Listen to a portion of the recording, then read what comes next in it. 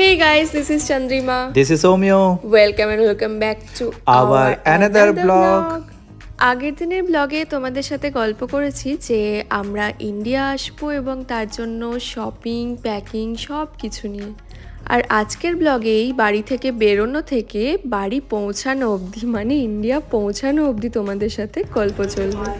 বেরিয়েই এই যে এই পুচকিটা, এটা আমাদের আদরের বিল্লি, নাম দিয়েছি মজু। একে একটু আদর করে নিলাম কারণ বেশ কিছুদিন স্বাদ পাবো না, এর প্রচণ্ডই আদরের আর কি। তো ওকে আদর করে আমরা রওনা দিয়েছি মেট্রো স্টেশনের দিকে। অমিও আগে আগে হাঁটছে আর পিঠের ব্যাগের অবস্থা দেখো, ওটা আমারই ব্যাকপ্যাক। আসলে বড় ট্রলিটাকেও এমনি টানছে, তাই আমি ওর ব্যাগটা নিয়ে নিয়েছি কারণ ওটা খুবই ভারী ছিল। আর আজকে আমাদের গন্তব্য হচ্ছে এয়ারপোর্ট এবং আমাদের আজকে এমিরেটসের ফ্লাইট আছে। আর এখানে এমিরেটসের ফ্লাইটগুলো টার্মিনাল 3 থেকে ছাড়ে, যেটা একটা মেট্রো স্টেশনও আছে। আর মেট্রো স্টেশনটা এখানে যে রেড লাইন মেট্রো আছে তাতেই পড়ে। আর আমরাও থাকি রেড লাইন মেট্রোতে, তাই মেট্রো ধরে ডিরেক্ট চলে এলাম মেট্রো স্টেশন টার্মিনাল 3-তে এবং এখান থেকে আমাদের এয়ারপোর্ট কানেক্টেড। তো এতক্ষণে মেট্রো স্টেশন থেকে নেমে এসকেলেটর ধরে আমরা হাঁটা লাগিয়েছি এয়ারপোর্টের দিকে। আর অমিওর মুখ দেখে বুঝতেই পারছো মুখ পুরো শুকনো, কারণ ও খুবই অসুস্থ, মানে বেশ শরীর খারাপ নিয়েই বেরিয়েছে। আমাদের এখানে ফ্লাডের পরে বিভিন্ন ধরনের মানে রোগ হচ্ছে আর কি, বিভিন্ন শরীর খারাপ অসুস্থতা। তো প্রথমে আমি ভুগলাম বেশ, তারপরে এখন ও ভুগছে। আর এই অবস্থাতেই বেরিয়েছি, তবু ঠিক আছে। আর যাই হোক বাড়ি যাচ্ছি তো আলাদা এক্সাইটমেন্ট, তো যে কোনো অসুস্থতাকে জয় করেই চলে যাওয়া আর কি। গল্প করতে করতে এয়ারপোর্টের ভিতর ঢুকেও গেলাম। ওই যে দেখতে পাচ্ছ ভ্যাট রিফান্ড লেখা আছে, ওই কাউন্টারগুলোতে যারা ট্যুরিস্ট আসে এবং বিভিন্ন দেশের এয়ারপোর্টেই থাকে এই কাউন্টারগুলো, তো তারা তো যেগুলো যা কেনে বা যা কিছু খায় রেস্টুরেন্ট বা সব কিছুতেই ট্যাক্স পে করে, এবং তারা যখন রিটার্ন যায় তখন এয়ারপোর্ট থেকে এইভাবে বিল দেখিয়ে দিলে সেই ট্যাক্সের টাকাগুলো ফেরত পেয়ে যায়। এবার চলো আমরা আজকে পুরোই সেলফ সার্ভিস করে চেক ইন থেকে লাগেজ দেওয়া সব কিছু করব। এখানে পুরো এয়ারপোর্টের সিস্টেম এতই স্মুথ এবং এতটাই মডার্নাইজ যে একেবারেই হ্যাসেল ফ্রি। কোভিডের পর থেকে আমরা ওয়েব চেক ইনে অভ্যস্ত হলেও নিজে নিজে লাগেজ দেওয়া, মানে কোনো কাউন্টারে কারুর কাছে গিয়ে চেক লাগেজ আলাদা করে না দেওয়াটা আমাদের দেশে এখনও অবধি চালু হয়নি। তো এখানে দেখো এইভাবে আমরা গেলাম আর ওই সেলফ সার্ভিসের এরকম কাউন্টার আছে। যখন আমরা টিকিট কেটেছিলাম তখন ওই টিকিটের মধ্যে একটা আইডি জেনারেট হয়েছিল, তো সেই আইডিটাই এখন এখানে পুট করতে হবে। তারপরে আমাদের দিতে হবে হচ্ছে এইভাবে পাসপোর্টটাকে স্ক্যান করতে হবে। তো আমিও এখন ওর পাসপোর্ট স্ক্যান করলো, তো ওরটা কমপ্লিট হয়ে গেছে। এরপর আমার পাসপোর্টটা দিতে হবে। তো তারপরে এই যে আমাদের দুজনেরই চেক ইন প্রসেস কমপ্লিট হয়ে গেল। এরপরে আমাদের যে লাগেজ আছে মানে যেটা চেকতে যাবে সেটা এই সাইডের রানিং বেল্টে দিয়ে দিতে হবে। তো আমাদের আজকে একটাই লাগেজ আছে, তো সেটা আমরা দিয়ে দিলাম। এবং এইভাবে যেরকম লাগেজ ট্যাগ দেওয়া হয় তো সেই ট্যাগও বেরিয়ে গেল, কারণ ট্যাগ না হলে বুঝবেই বা কী করে যে এটা কার লাগেজ বা কোথায় যাবে। তো সেই লাগেজ ট্যাগের সাথে স্টিকার সব কিছু বেরিয়ে গেল, সব কিছুকে চিটিয়ে আমরা দিয়ে দিলাম। চলে যাচ্ছে আমাদের লাগেজ ইন্ডিয়ার উদ্দেশ্যে। এবং তার সাথে সঙ্গে সঙ্গে আমাদের কাছে মেলও চলে এলো এই লাগেজের ব্যাপারে, যে আমরা কটা লাগেজ দিলাম, কি ওয়েট ছিল, এই সব কিছু, যাতে পরবর্তীকালে আমাদের ইন্ডিয়া পৌঁছে যদি কোনো রকমের কোনো প্রবলেম হয় সেটা দেখাতে পারি। আর এই যে বোর্ডিং পাস, যেটা তো আমরা আগে অলরেডি এয়ারপোর্ট পৌঁছানোর আগেই পেয়ে গেছি, সেখানে শুধু গেট নাম্বারটা লেখা ছিল না, গেট নাম্বারটাও আমাদের এই স্ক্রিনে দেখিয়ে দিল। তো চলো এখন গেটের দিকে এগোই। তবে অবভিয়াসলি গেটের দিকে এগোনোর আগে আমাদের সারতে হবে ইমিগ্রেশন। তবে এখানেও কিন্তু কোনো মানুষ মানে কোনো ইমিগ্রেশন অফিসার নেই এখানে, এগুলোকে স্মার্ট গেট বলে। জাস্ট এখানে এন্টার করে দাঁড়িয়ে এগেন পাসপোর্ট স্ক্যান করে ওই যে গ্রিন লাইটটা জ্বলছে ওদিকে তাকাতে হবে, আর তারপরেই খুলে যাবে ওই দিকের গেটটা আর আমরা বেরিয়ে পড়বো গেটের কাছে। ওমিওর তো কমপ্লিট হয়ে গেছে, এখন আমার কমপ্লিট হওয়ার অপেক্ষা। বলতে বলতে গেট খুলে গেছে। ইন্ডিয়া ফেরার লাস্ট মানে কি বলবো বাধাটাও অতিক্রম করে গেলাম। সো এত কিছু তোমরা দেখলে এখানে, মানে এতটাই মডার্নাইজ, এত সুপার স্মুথ, যে মোটামুটি 1 ঘন্টার কাজটা টোটাল হয়তো 10 মিনিটও লাগে না। আর তার সাথে এখানে পাসপোর্টে কোনো স্টাম্পিংও হয় না, মানে যে আমরা বেরোচ্ছি বা ঢুকছি। তো একদিকে তো খুবই ভালো, কারণ পাসপোর্টের পেজগুলো নষ্ট হয় না।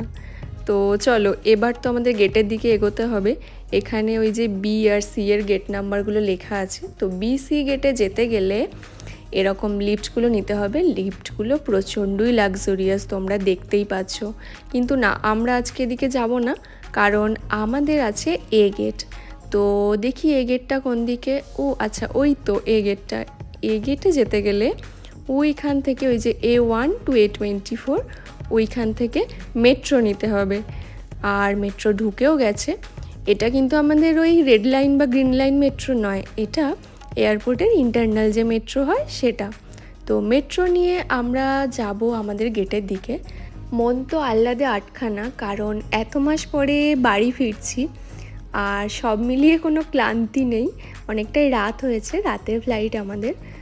আর বলতে বলতে আমরা মেট্রো থেকে নেমে চলে এসেছি ডিউটি ফ্রি শপগুলোর দিকে। তো ভাবলাম সেগুলোও তোমাদের একটু দেখিয়ে নিই। ফার্মেসি থেকে শুরু করে সুভিনিয়ার সমস্ত কিছুই আছে। তার সাথে আছে বড় বড় brand Armani, Gucci, Prada, Christian Dior, Michael Kors, Louis Vuitton, কোনো কিছুই কিন্তু মানে নেই এরকম ব্যাপার নেই। তো সব কিছু ঘুরে টুরে আমাদেরও ডিউটি ফ্রি থেকে 2-1টা জিনিস কেনার ছিল। তো সেগুলো কিনে আমরা আলটিমেট গিয়ে বসলাম হচ্ছে গেটের পাশে। আর দেখছো কীরকম ভিড়। তবে এখানে এসে আরেকটা জিনিস মজা লাগছে, যদিও অমিও প্রচণ্ড ক্লান্ত এবং প্রচণ্ডভাবেই শরীরটা ওর খারাপ, বেচারা ঘুমিয়ে পড়েছে বসে বসেই। আর খানিক পরে আমাদের গেটও খুলে গেল। সেখানেও কোনো মানুষ নেই, জাস্ট এইভাবে আমাদের বোর্ডিং পাসে কিউআর কোড স্ক্যান করতে হচ্ছে। আর চলে এসেছি আমরা লিফট নিয়ে নিচে।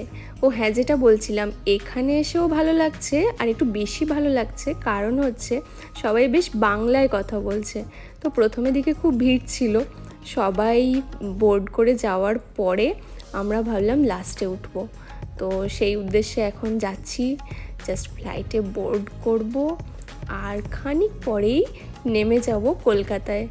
চেনা শহর, চেনা জায়গা, দেশ, দেশের মাটি, মানে কি যে ফিল হচ্ছে ভিতরে, যে কি হচ্ছে সেটা না বলে বোঝানোর নয়।